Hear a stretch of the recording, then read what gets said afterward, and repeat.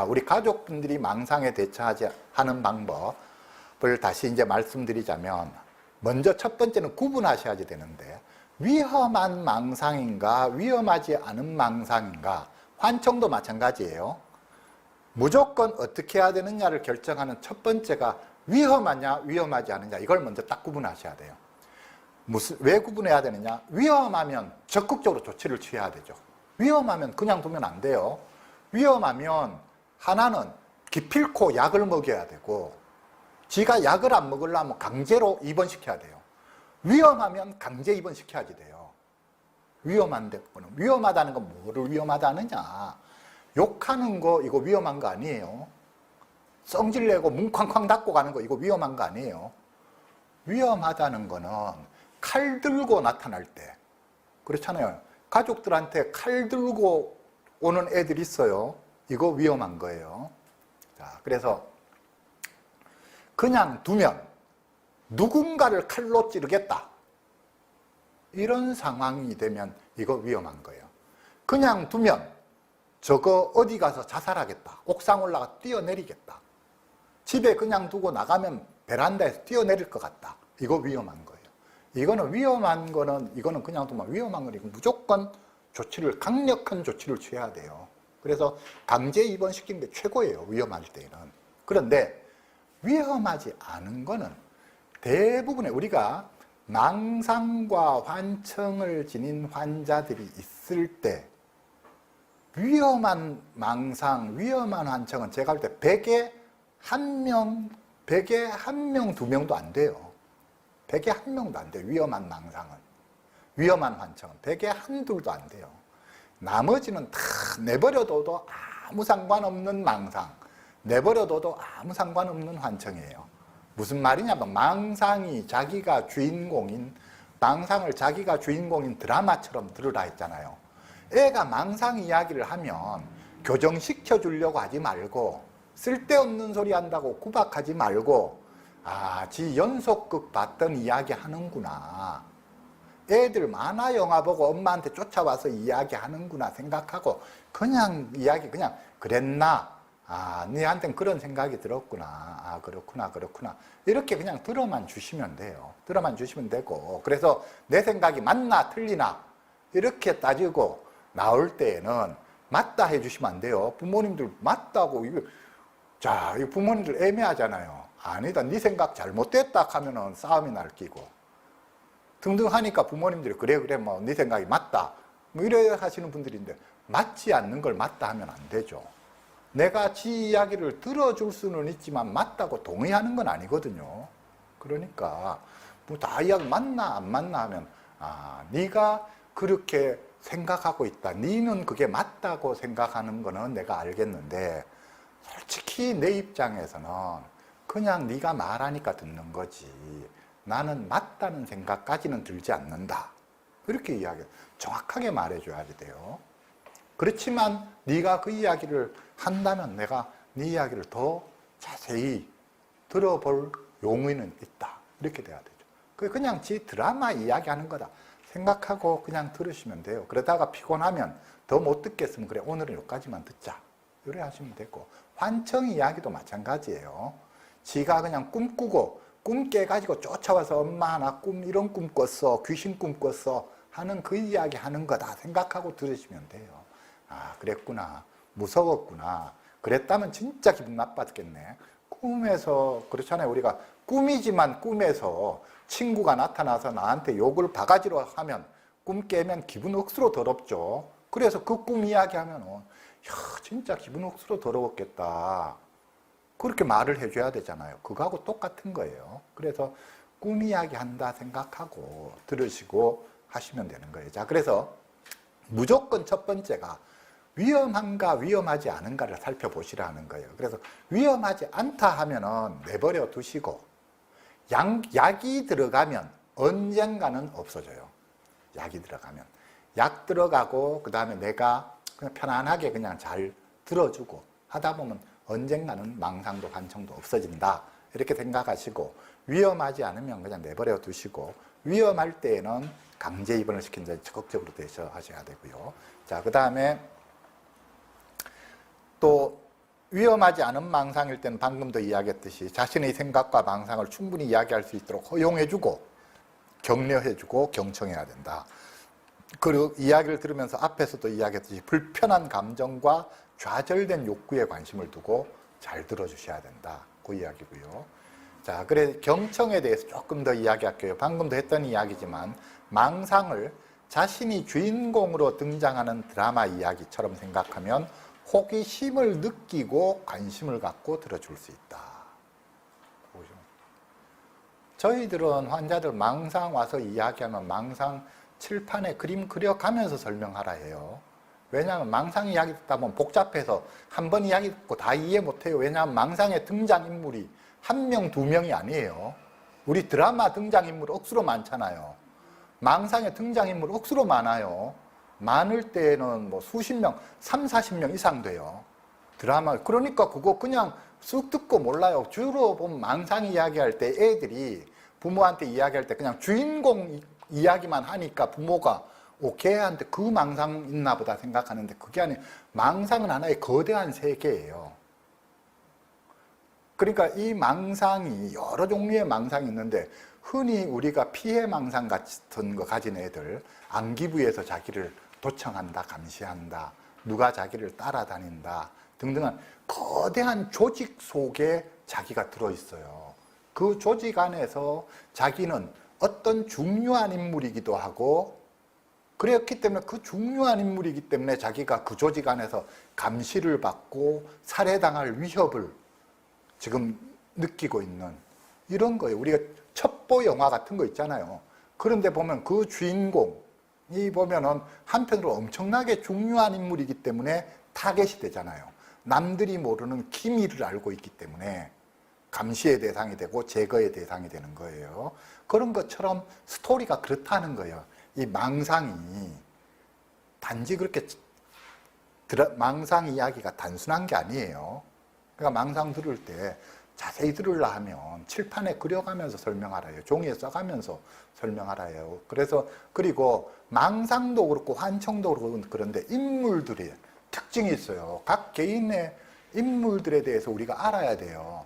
그 사람이 남자인지 여자인지 나이는 몇 살 정도 되는지 그 사람의 성격 특성은 어떤지 그 사람과 너와의 관계는 어떤지 등등 그 인물과 인물들 간의 관계도 있고 이래요. 그래서 망상 이야기를 들을 때도 가능하면 자세히 들어주는 게 좋습니다 하는 거예요. 그래서 내가 궁금하면 부모님들은 이렇게 이야기해요. 망상도 그렇고 환청도 그렇고 그 질문해도 되느냐, 질문하면 그거 더 심해지는 거 아니냐 등등 이야기하는데 아니요, 더 심해지지 않아요.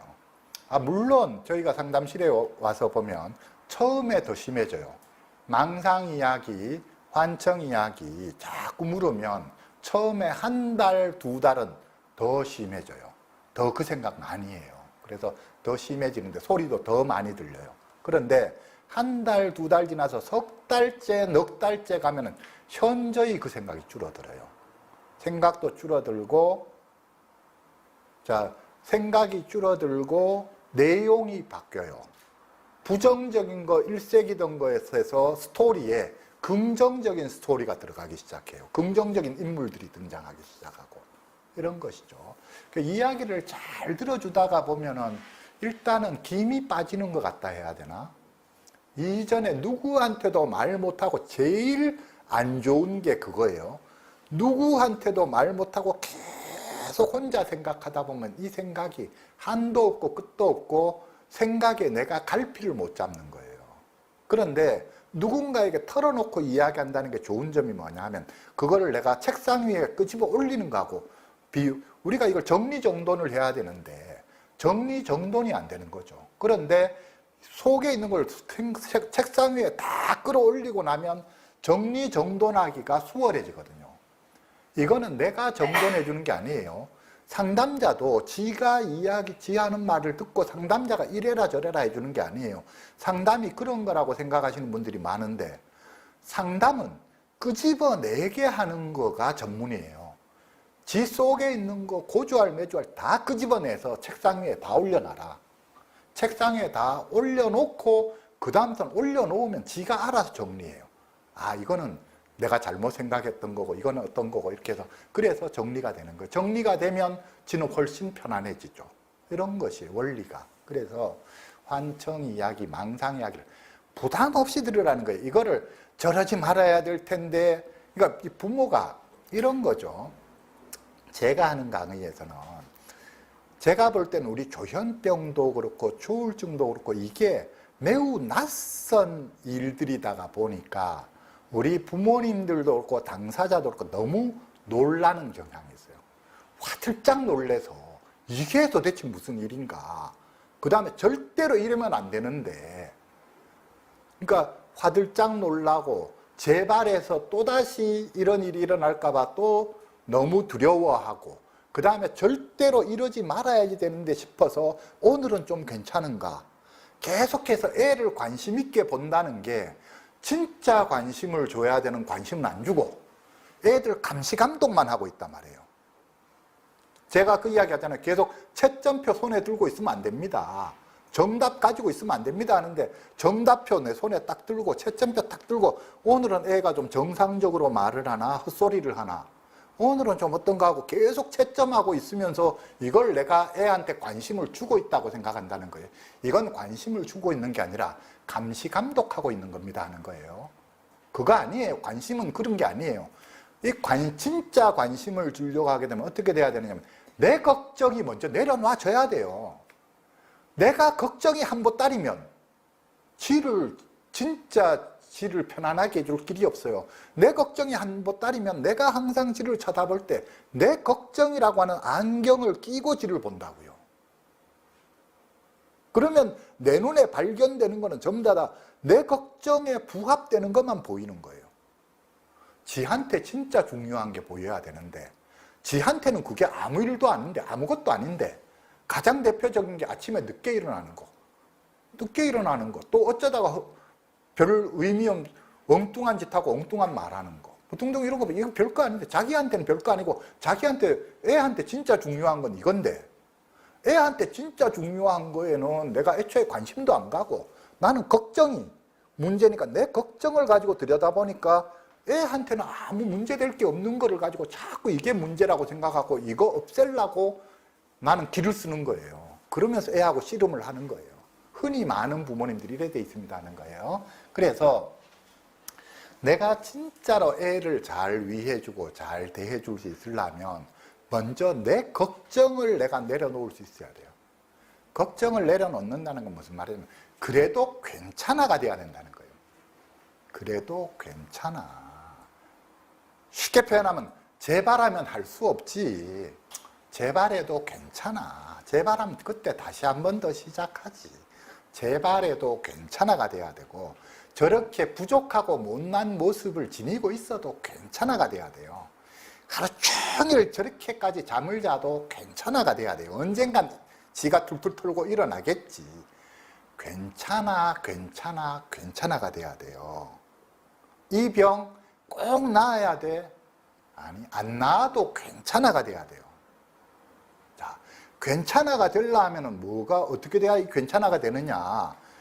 왜 괜찮아가 안 되느냐 하면 차별의식을 가지고 있으니까 괜찮아가 안 되는 거예요. 조현병과 조울증 환자들에 대한 차별의식을 내가 갖고 있단 말이에요. 조현병이라는 병에 대한 편견을 내가 가지고 있으니까 안 되는 거예요. 못 내려놓는 거예요. 조현병이라는 병을 지닌 사람은 일반인들보다 못한 사람이야. 조현병, 조울증 있는 사람은 일반인 못한 사람이야. 조현병, 조울증 있으면 지 인생을 제대로 살아갈 수 없어. 등등. 이런 차별의식이 아니에요. 조현병, 그러니까 조현병과 조울증이라고 하는 것은 일종의 힘든 과제이기는 한데 이게 절대로 남들보다 못한 것도 아니고 있으면 인생이 형편없이 남들보다 못해지는 것도 아니에요. 자, 조현병과 조울증이라고 하는 것은 하나의 무거운 짐이기는 해요. 예를 들어서 우리가 등산을 하는데 남들보다 더 무거운 한 10kg, 20kg짜리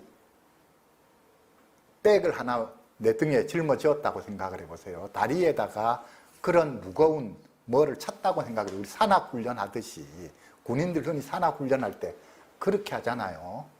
그런 상태라고 생각을 하실 수 있죠. 생각을 하실 수 있는데 이게 얼마나 무겁고 버겁겠어요. 그러니까 당연히 내려놓고 싶죠. 그 심정은 이해를 해요. 그래서 내려놓고 싶어서 쉽게 내려지면, 저절로 내려지면 이게 내 몸에 와서 붙어버렸단 말이에요. 내 마음대로 떼고 할 수 있는 게 아니라 붙어버렸는데, 자, 이것을 내가 내 마음대로 의지적으로 벗어버릴 수 있는 것일 것 같으면 저도 계시는 분들한테 다 벗어버리라 하죠. 벗어버릴 수 있는 방법이 있으면 저도 그 방법 알려준다는 거예요.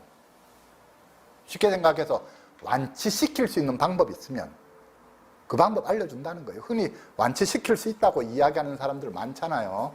이런 어떤 영양제, 어떤 식품, 내가 이야기하는 거, 이거 먹으면 완치됩니다. 굿하면 완치됩니다. 뭐 하면 완치됩니다. 완치되기를 원하기 때문에 완치됩니다 하면 돈 1,000만 원도 갖다 주고 2,000만 원도 갖다 주잖아요. 완치되려고, 이거 떼내려고. 근데 겪어보셔서 아시겠지만 완치됩니다라고 이야기하는 사람, 내가 시키는 대로 하면 완치됩니다 이야기하는 사람은 다 사기꾼이라고 보시면 돼요. 누구도 다 사기꾼이에요. 누구도. 아무리 겉으로 폼나게 앉아있는 스님도 완치됩니다. 1,000만 원 내십시오. 2,000만 원 내십시오. 사기꾼이에요. 그거는. 완치됩니다라고 이야기하는 사람은 사기꾼이에요. 영양제 이거 500만 원짜리 이거 몇 번 먹으면 됩니다. 사기꾼이에요. 다 사기꾼이에요. 그러니까 그렇게 생각하시면 돼요. 완치됩니다라고 이야기하면서 목돈을 요구하는 사람은 다 사기꾼입니다. 생각하시면 돼요. 지금 현재까지 나온 방법으로는 이거를 내 마음대로 떼낼 수 있는 방법은 없어요. 그런 이야기를 하잖아요. 자, 우리가 할 수 있는 일은 노력하는 것 뿐입니다. 이게 떨어질 거냐 안 떨어질 거냐, 그러니까 완치가 될 거냐 안 될 거냐 하는 것은 오직 하늘의 뜻에 달렸습니다 하는 거예요. 오직 하늘의 뜻에 달렸습니다 하는 거예요. 그래서 하나님, 이것은 그래서 전에 우리 그 고직한 전도사님 동영상에 나오잖아요. 그분 TV에 출연해서 대담했던데, 이것은 하나님의 절대 권능에 속하는 영역이다. 내가 이래라 저래라 할 수 없는 영역이다라는 거예요. 내가 하나님께 부탁할 수도 없는 영역이라는 거예요. 하나님의 절대 권능에 속한 영역이다. 이 병이 완치될 건지 말 건지 하는 것은. 자, 그렇다면 이 병이 완치되지 않는다 해서 우리가 이게 정말로 불행한 일이냐? 천만의 말씀이에요. 제가 가족에 대한 이야기 할 때 초반기 가족, 중반기 가족까지 이야기하고 후반기 가족 이야기를 안 했는데, 후반기 가족들은 이 병을 제대로 겪어낸 모든 가족들은 한결같이 이 병에 대해서 감사합니다 이야기해요. 이 병을 잘 겪어낸 모든 당사자들은 한결같이 이 병에 대해서 감사합니다 이야기해요. 저는 매우 약한 정도지만 저는 조울증, 양극성장애 2형이라고 제 스스로 이야기하는데, 저는 이 문제가 있었기 때문에, 이 문제가 있으면 인생이 어떤 면에서 파란만장해요. 여러 가지 우여곡절이 많아요. 파란만장하고 우여곡절이 많아요. 남들보다는 인생이 분명히 좀 힘든 부분이 있어요. 그럼에도 불구하고 저 같은 경우에도 내가 조울증이라는 이 특성을 가진 거에 대해서 나는 이것을 하늘이 내게 주신 축복이라고 생각하고 매우 감사해요. 매우 감사하고 정말 내가 이런 특성을 지니고 있다는 것에 대해서 자부심을 느끼면서 살고 있다고요. 그렇기 때문에 나는 딴 사람이 못하는 일을 하고 있다. 이 강의 자체가 딴 사람이 못하는 거 하고 있는 거예요. 저한테 이런 조울증 2형이라고 하는 특성이 없었다면 나는 지금의 이 수준에 도달을 못한 거예요. 내가 아는 지식이라든지 내가 일하는 방식이 이 도달을 할 수 없었던 거라고요. 그래서 병을 잘 겪어내신 분들은 한결같이 모든 가족도 다 감사합니다 이야기해요. 모든 당사자도 다 감사합니다 이야기해요. 그래서 아까 무슨 이야기냐면 산악훈련하는 거에 비유했는데, 처음에는 누구나 다 이걸 떼내려고 기를 쓰죠. 안 떨어지니 어쩔 수 없이 이거를 메고 사는 거에 적응해야지 되죠. 메고 사는 거에 적응했단 말이에요. 메고 사는 거에 적응하다가 보니까 나중에 되면은 남들이 갖지 않은 능력이 분명히 생기겠죠. 펄펄 나는 수가 생긴다고요. 가끔 가다가. 이게 어쩌다가 이게 잠시 벗어졌을 때. 남들은 그렇잖아요. 우리 산악행군이 이렇게 하는 이유가 그거잖아요. 했다가 나중에 집 내려놓고 다리 떼고 나면 그때는 올라가면 펄펄 날잖아요. 펄펄 나는 능력이 생긴다니까요. 나중에 되면은. 그렇게 될 수 있다는 거예요. 그래서, 자, 어찌됐건, 자, 무슨 이야기를 하다 빠졌는지 저 잘 모르겠는데, 자, 하여튼 망상이라든지 환청이라든지 하는 것, 부모들이, 가족들이 걱정을 내려놓으셔야 됩니다. 걱정을 내려놔야지만 비로소 진짜 경청이 돼요. 그리고 진짜 그 애가 보이기 시작해요. 그 애가 무엇을 필요로 하는지가 보이기 시작한다고요. 내가 무엇을 필요로 하는지가 아니고. 그러니까 걱정을 내려놓기 전까지의 부모들은 뭐냐면 내가 필요로 하는 것에 집중하는 거예요. 니 좀 제발 니 병 나으라라고 자식을 도와주고 가는, 니 내 걱정시키지 마라. 내 걱정 안 하게, 내 마음 좀 안심되게 해도, 이 소리거든요. 안 그래도 힘들어서 허덕허덕대는 애한테 니 내 걱정 안 시켜줬으면 좋겠다. 니가 노력해서 내 걱정 안 되도록 좀 만들어둬 라고 지한테 짐을 하나 더 얹어주고 있다, 이렇게 생각하셔야 돼요. 우리가 흔히 가족분들이 내 딸아 애 도와주고 있다고 지금 하루 종일 애하고 붙어 있으면서 애한테 관심을 가지고 있는 게 애를 도와주고 있는 게 아니라 애가 힘들어 허덕거리는 거 위에다가 내가 니한테 난 이런 거 필요해, 그러니까 너 나를 위해서 이거 좀 해줘 라고 하고 있는 형상이라는 거예요. 이걸 잘 생각을 해보시라는 거예요. 그러니까 이렇게 내가 의도치 않게 이렇게 하고 있다면, 이렇게 안 하려면 어떻게 해야 되느냐? 내 걱정은 내가 털어야지 되죠. 지보고 내 걱정 덜어달라 해서는 안 되고, 내 걱정은 내가 덜고 내가 내려놔야 된다고요. 내가 그냥 지를 보고 있으면 마음이 그냥 편안해야 돼요.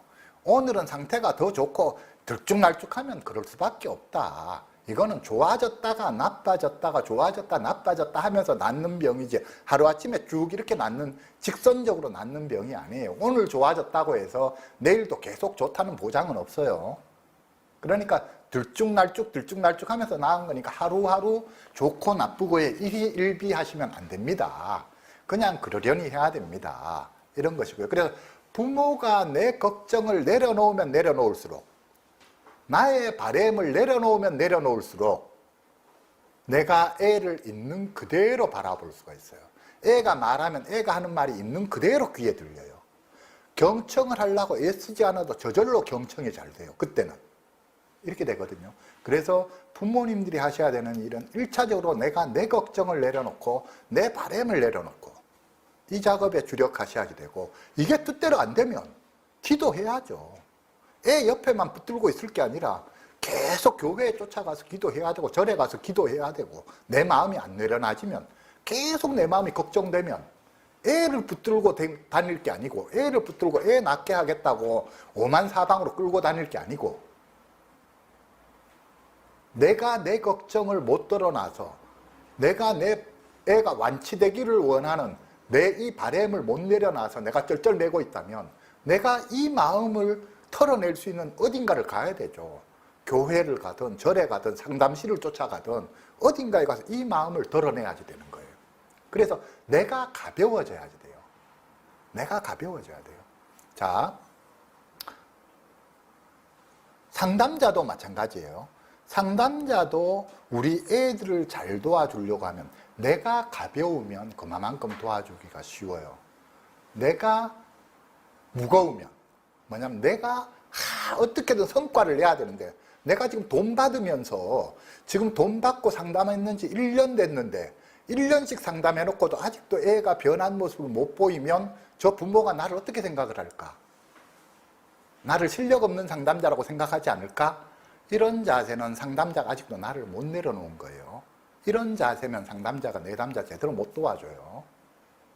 또 하여튼 그래서 마찬가지로 상담자도 이게 내가 지한테 대한 그게 없어야 돼요. 마음에 부담이 없어야지 돼요. 내가 그런 것이죠. 그래 부모도 어찌됐건 그래야지 되고요. 자, 이렇게 된 상태에서 망상을 드라마처럼 생각하시라. 연속극 이야기하는 것처럼 생각하시라. 환청 이야기를 꿈꾼 이야기 듣는 것처럼 생각하시라. 자, 지금 눈 뜨고 지금 꾸고 있는 꿈을 현실에서 실황 중계한다고 생각하시면 돼요. 그게 환청이에요. 놀랄 게 하나도 없어요. 우리가 누구 소리를 듣는다, 뭘 본다 하면 우리가 깜짝깜짝 놀라는데 소리 들을 수 있고 눈에 볼 수 있어요. 다 있을 수 있어요.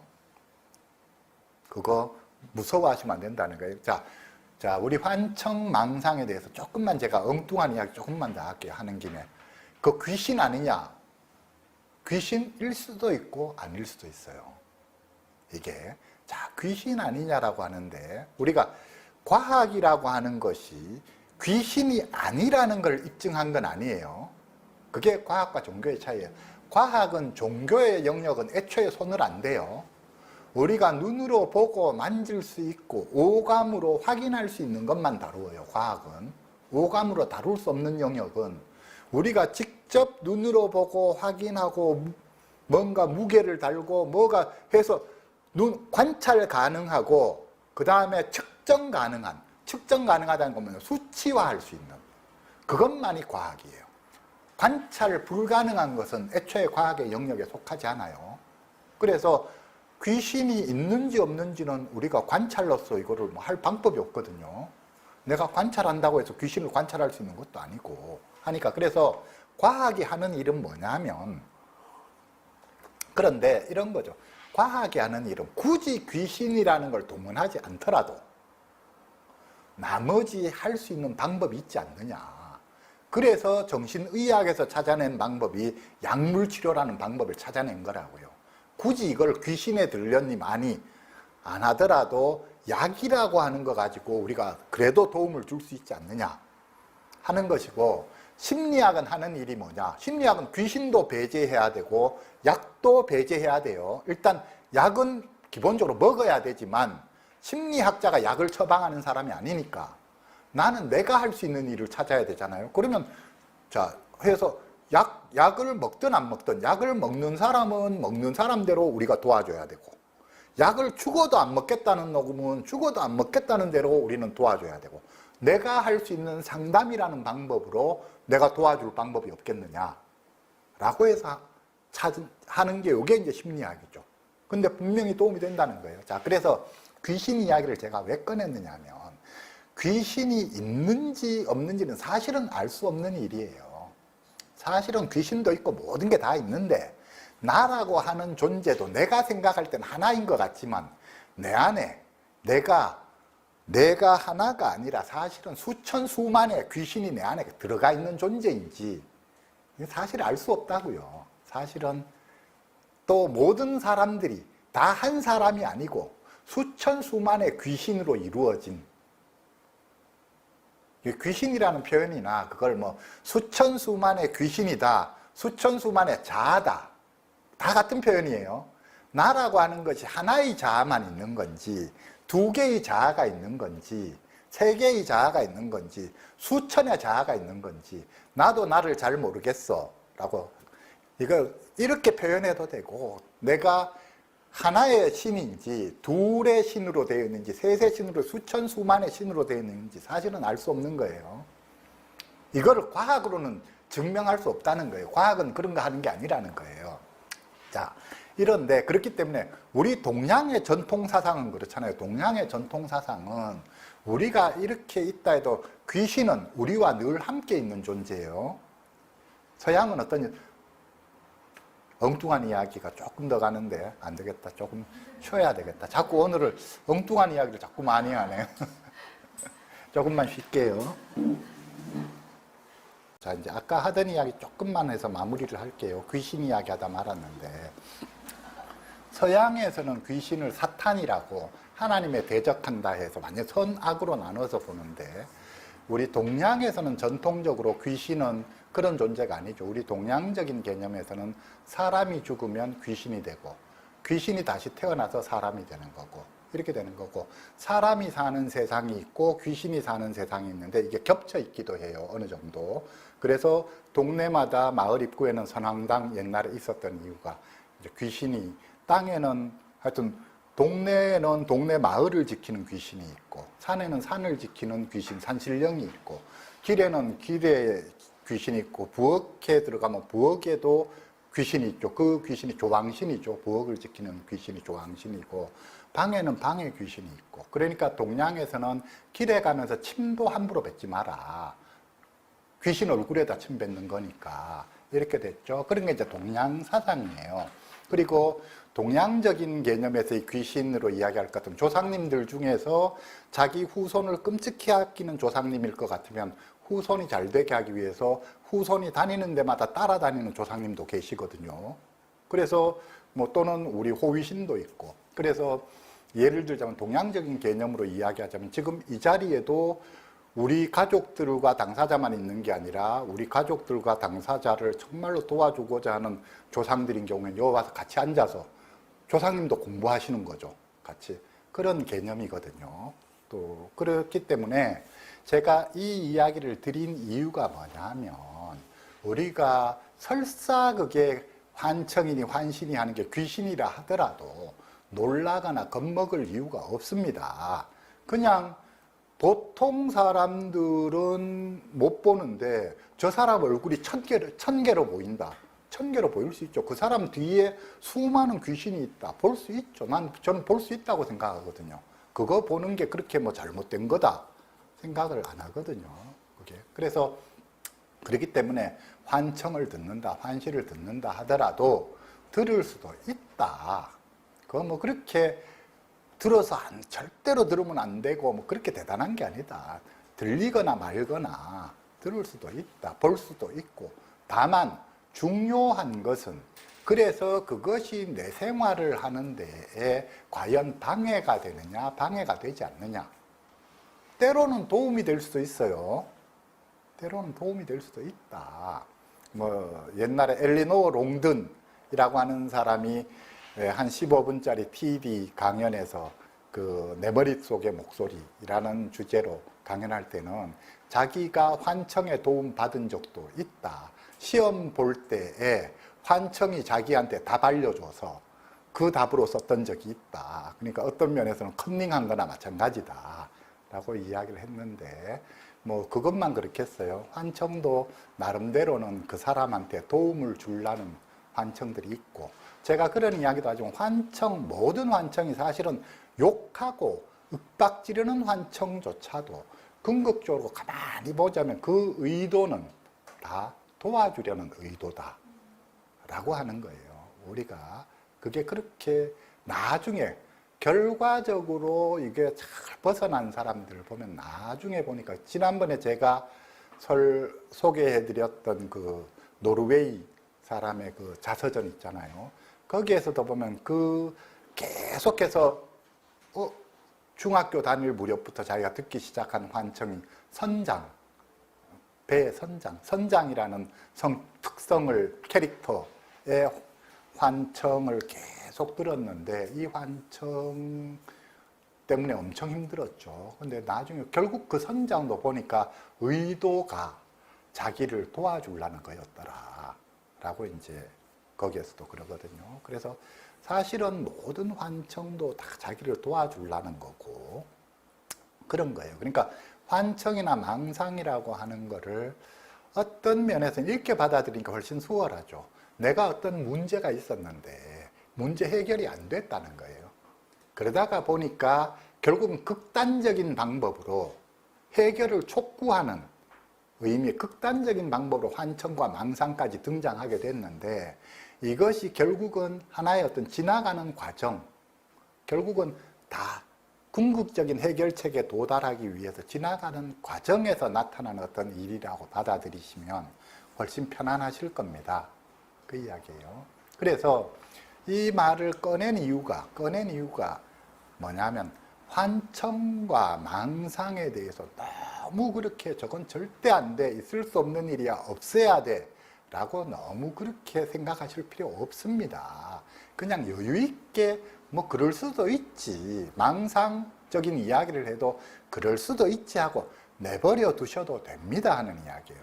중요한 것은 약을 먹는 것이고, 약 먹어야 돼요.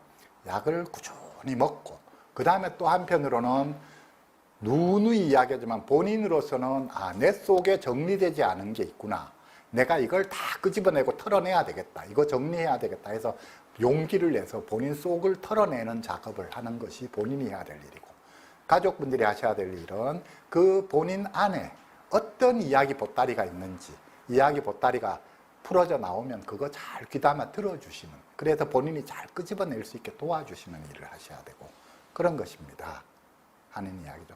그렇게 하다가 보면 세월이 지나면서 저절로 좋아지게 되어 있습니다 하는 거예요. 자, 그 다음에 그래서 이제 부모의 불안감, 가치 기준, 기대 수준 등으로 인해 부모가 불편한 마음을 갖게 되기 때문에 망상을 경청해 주지 못합니다. 환청을 내버려 두지 못합니다 하는 것이죠. 앞에 이야기했던 그거죠. 부모님 걱정 때문에, 부모님의 어떤 그 불편하고 걱정되는 마음 때문에 결국은 망상을 잘 편안하게 들어주지 못한다. 환청 이야기를 들어주지 못한다는 것이죠. 요것도 앞에 했던 이야기인데 정리하는 차원에서 이야기할게요. 망상을 경청해 주다 보면 아래와 같은 변화가 일어납니다. 이건 환청도 마찬가지예요. 환청이나 망상이나 대하는 원리는 똑같아요. 똑같은 원리로 대하는 거예요. 생기는 이유도 똑같고, 사실은 환청이나 망상이나, 자, 망상을 잘 경청해 주다 보면 망상의 내용이 변합니다. 예로서 부정적인 내용의 망상이 긍정적인 내용의 망상으로 변합니다. 그 다음에 현실로 나오기 시작합니다. 그러니까 예로서는 처음에는 망상적인 이야기가 많지만 점차 현실적인 이야기가 많아지기 시작합니다.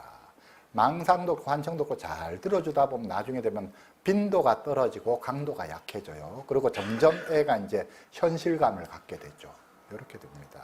이야기가. 그 다음에 가족이 망상에 대처하는 방법 세 번째로 환경 변화가 필요합니다 하는 거예요. 경청만으로는 부족합니다. 환경 변화가 필요합니다. 어떤 환경 변화가 필요한가라고 했을 때, 자, 먼저 환경 변화가 필요한 이유는 뭐냐?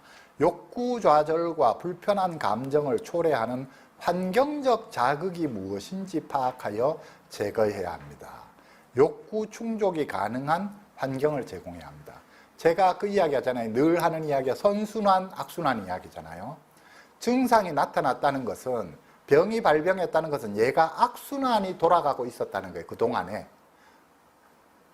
그래서 악순환이 돌아가고 있었는데 이 악순환을 어떻게 멈추고 이제 선순환으로 돌릴 거냐 하는 것인데, 악순환과 선순환이라고 하는 것은 하나의 개인의 특성만 가지고 결정되는 게 아니에요. 개인과 환경의 관계에서 이건 벌어지는 거예요. 개인과 환경의 관계가 서로 궁합이 잘 맞으면 그때는 선순환이 일어나는 거고요. 개인과 환경의 관계가 이게 궁합이 제대로 안 맞으면 거기에서 악순환이 일어납니다 하는 거예요. 그러니까 애가 발병했다는 것은 반드시 뭐를 의미하느냐면 그 환경이 애한테 좋은 환경이 아니었다는 거예요. 지금까지의 환경에 뭐가 문제가 있어도 문제가 있었다, 이렇게 봐야 되는 거예요. 그 환경은 가족 환경일 수도 있고 이웃 환경일 수도 있고 또는 학교나 직장 환경일 수도 있는데 뭔지는 모르지만 환경하고 애가 안 맞았다. 그럼 애만 바꿔서 될 일이 아니라는 거예요. 반드시 환경에도 애하고 안 맞는 어떤 부분이 있었기 때문에 그걸 찾아내서 바꿔줘야 됩니다 하는 게 이제 제 이야기죠. 그래서 자, 그럼 어떤 게 안 맞는다는 거냐? 사람들이 당사자를 대하는 태도, 상호작용하는 방식, 집단 내에서의 당사자의 지위와 역할 등의 변화가 필요합니다 하는 거예요. 즉 뭐냐면 이전에 무시당하고 또는 제가 아까 했던 이야기에 투명인간 취급당하고 또는 어린애 취급당하고 하는 위치에 있었다면 발언권을 존중받는 위치로 변화가 되어야 됩니다 하는 것이죠. 자, 이것은 가족 환경에 대입해서도 같은 말을 할 수 있고 이웃 환경에 대입해서도 같은 말을 할 수 있고 직무 환경에 대입해서도 같은 말을 할 수 있어요. 가족 환경에 대입해서 이야기하자면 가족이 당사자를 대하는 태도가 어땠는지를 점검해 보셔야 됩니다 하는 거예요. 가족이 당사자와 상호작용하는 방식이 어땠는지 점검해 보셔야 됩니다. 가족 내에서의 당사자의 지위와 역할이 어땠는지 점검해 보셔야 됩니다. 그 이야기예요. 혹시라도 가족 안에서 당사자가 무시당하지는 않았는지, 어린애 취급을 당하고 있지는 않았는지, 또는 투명인간 취급을 당하고 있지는 않았는지 등등 이런 점들을 살펴보셔야 됩니다. 그리고 가족 내에서 당사자가 자신의 발언권을 제대로 가지고 있는지 점검하셔야 됩니다. 당사자의 발언권을 존중해 줘야 됩니다 하는 거예요. 근데 요 점에서 하나 유의하셔야 될 게, 때때로 가족 안에 당사자가 폭군으로, 독재자로 군림하는 집이 있어요. 병을 핑계로. 그래서 그거는 막아야 돼요. 우리가 가족들이 내가 잘해준다라는 것과, 내가 애니까 자식한테 잘해준다라는 것과 자식이 나를 함부로 대하게 허용해준다는 건 다른 이야기예요. 잘해준다는 것과 상대방이 나를 지배하려 들어오는 것을 내가 지배를 당한다는 건 다른 이야기예요. 잘해준다는 것은 이런 거예요. 내가 상대방을 지배하지 않는 게 잘해주는 거예요. 때때로 부모님들이 착각하는 게 뭐냐 하면, 잘해준다는 걸, 내가 지를 지배하는 거를 잘해준다고 착각하시는 분들이 있어요. 부모 자식 간이지만 서로 간에 우리는 나와 너라고 하는 걸 인정해 줄 줄 알아야 돼요. 나의 자율성과 너의 자율성을 인정할 수 있어야 되고, 나의 인생과 너의 인생은 별개라는 걸 인정할 수 있어야지 돼요. 이게 엮여 돌아가기 시작하면 그때부터 골치 아픈 일들이 벌어진다는 거예요. 상당수 부모님들이 착각하시는 부분이 뭐냐면, 부모가 자식을 지배하고 있어요. 부모가 자식을 지배하면서 내가 지를 위해서 잘해준다라고 생각하는 거예요. 이게 나라와 나라 간의 관계로 따지자면 식민지와 마찬가지예요. 그러니까 나라와 나라 관계를 대등하게 서로 간에 서로 이렇게 교역을 하고 서로 간에 잘 지내야 되는데, 때때로는 한 나라가 다른 나라를 점령해서 지배하면서 위해준다고 하잖아요. 딴 이야기라, 일본이 우리나라를 지배했던 것을 계속 그렇게 표현하잖아요. 일본이 우리를 도와줬다 하잖아요. 근대화가 되게 도와줬다. 우리는 식민 지배를 당한 건데, 부모님들이 흔히 그런 착각 속에 빠져 있다는 거예요. 내가 내 애를 도와주는 거라고 착각하는 거예요. 지배하는 거를 가지고. 그래서 그게 태도가 치료자적인 태도와 교육자적인 태도를 버리십시오. 부모님은 치료자가 아니고 교육자가 아닙니다.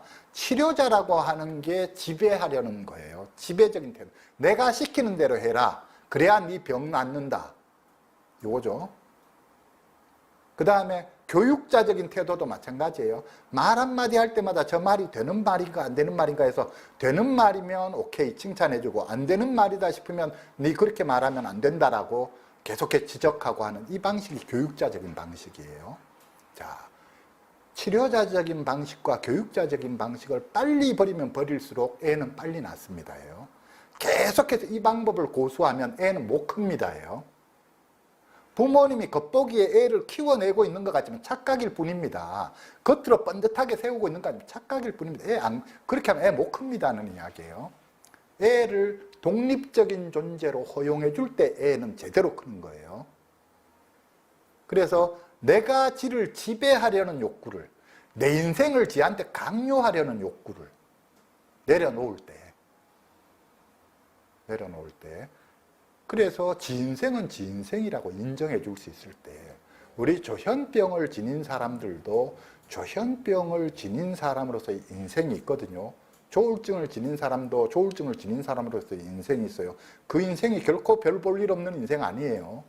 상당히 멋진 인생일 수 있어요. 오히려 보통 사람보다 훨씬 더 행복한 인생일 수도 있어요. 알 수 없는 거예요. 위인전에 나오는 사람이 될 수도 있어요. 그건 알 수 없는 거예요.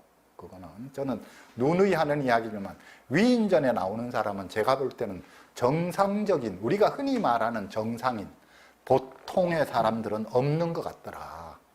다 정신적으로 뭐가 문제가 있어도 문제가 있는 사람이지 정신적으로 아무 문제 없는 사람은 위임 전에 등장 못한다. 저는 그런 이야기를 하는데,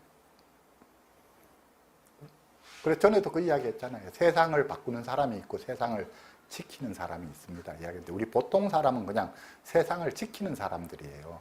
옛날에 하던 거 답습해서 그대로 하고 그냥 세상을 지키는 사람, 세상을 바꿔내지 못한다, 그 이야기를 하는데, 아무튼 이게 그러니까 그들의 그런 우리의 통상적인 표준적인 삶이라고 하는 이것과는 다른 삶이 얼마든지 있을 수 있다는 걸 우리가 이해하고 인정할 수 있어야 된다는 거예요. 그래서 내 눈에 저게 아닌데 싶은 것들이 내 눈에 저게 아닌데 싶은 거지 진짜 그런지 아닌지는 알 수 없다는 거예요. 예를 들어 가장 대표적인 게 우리가 늦게 자고 늦게 일어나고 이런 거, 아침에 오전에 늦게 일어난다 이러면 대다수 부모들이 속이 터져 하거든요. 계속해서 저러면 어떡하나, 저거 나중에 직장 어떻게 다닐까 이렇게 되는데, 그거 속 터질 일 아닙니다. 오히려 병이 회복되는 데에서 필수적으로 필요한 게 잠이에요. 아침에 늦게 자는 거 치료에 무조건 도움됩니다 하는 거예요. 약 먹는 것만큼이나 도움이 되는 보약이 늦게까지 늦잠 자는 거니까 늦잠 자는 거 억지로 깨워서 움직이게 하려고 하지 마십시오. 그런 이야기부터 시작해서 여러 가지가 전부 다 내가 생각하는 그림의 애를 자꾸 맞추려고 하는 그거를 버리셔야 돼요. 아, 쟤는 세상에 저렇게 사는 사람도 있네. 내 자식이지만 어이구 저런 모습도 있네. 세상에는 각양각색으로 사는 사람들이 있잖아요. 내 자식도 각양각색으로 살 수 있다는 걸 인정해 주면 돼요.